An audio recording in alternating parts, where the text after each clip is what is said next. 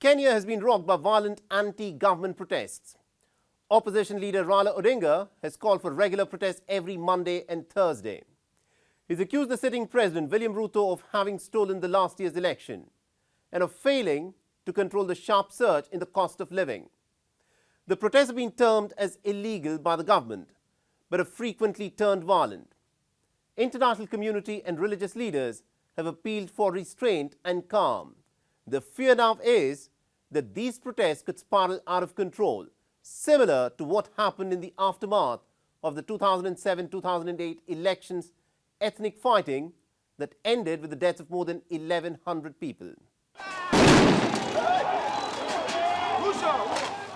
Sporadic violence broke out in Kenya on the 30th of March.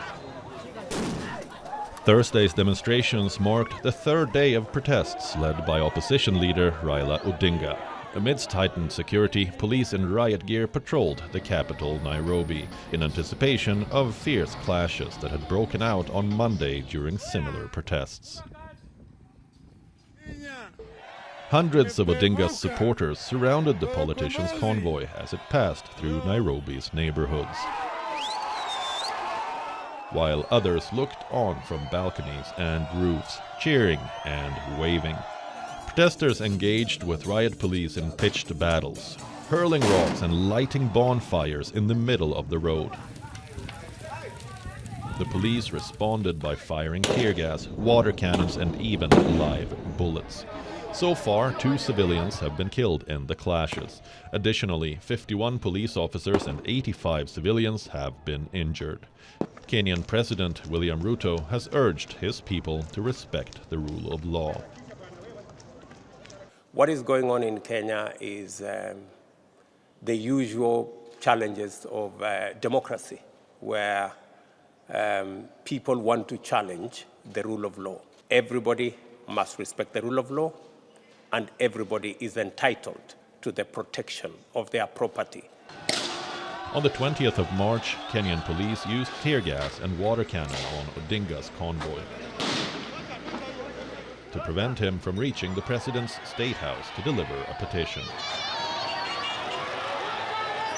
Senior lawmakers of Odinga's parliamentary faction were also arrested.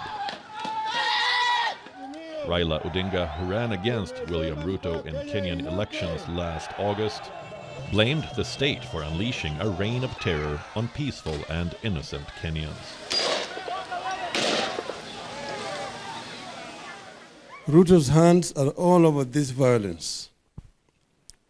When Azimio La Umoja called for protests in line with Article 37 of our Constitution, we never envisaged that in desperation, the state will respond by hiring goons and mercenaries to rain terror on peaceful and innocent Kenyans.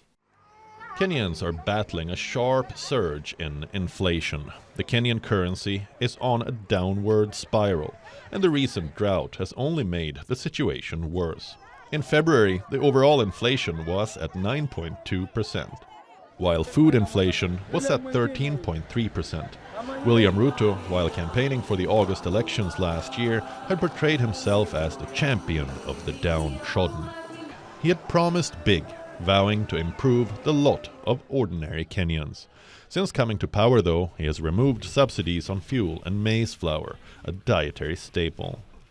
Making matters worse, last week, Kenya's energy regulator announced a hike in electricity prices. These measures certainly won't help William Ruto, who is battling an opposition which seeks to ride a wave of the dissatisfaction of the masses.